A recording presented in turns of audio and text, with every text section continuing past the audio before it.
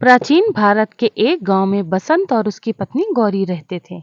बसंत एक सरल हृदय का किसान था, जिसके पास खेती की छोटी सी जमीन थी।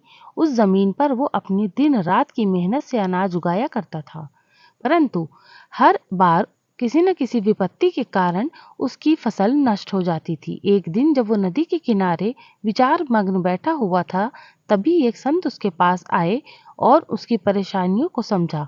उस संत ने बसंत को कुछ विशेष बीज दिए और कहा, इन्हें अपने खेत में बो दो, परंतु याद रहे कि इनकी फसल से तुम्हें जो भी उपज मिले उसका एक अंश दूसरों की मदद के लिए अवश्य रखना।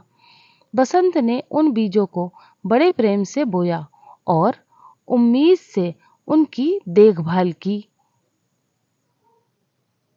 कुछ ही समय में उन बीजों से अद्भुत फसलें उग गई। फसलों में अद्वितीय मिठास और स्वाद था और पूरा गांव उसकी चर्चा करने लगा।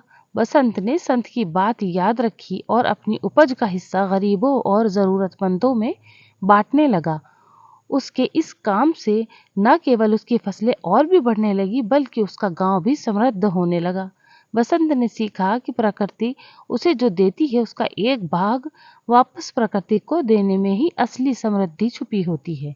इस प्रकार बसंत की कहानी लोक धारा में बहने लगी और कहा जाने लगा कि जो भी दान की भावना से देता है, वही प्रकृति से अनंत गुना प्राप्त करता है।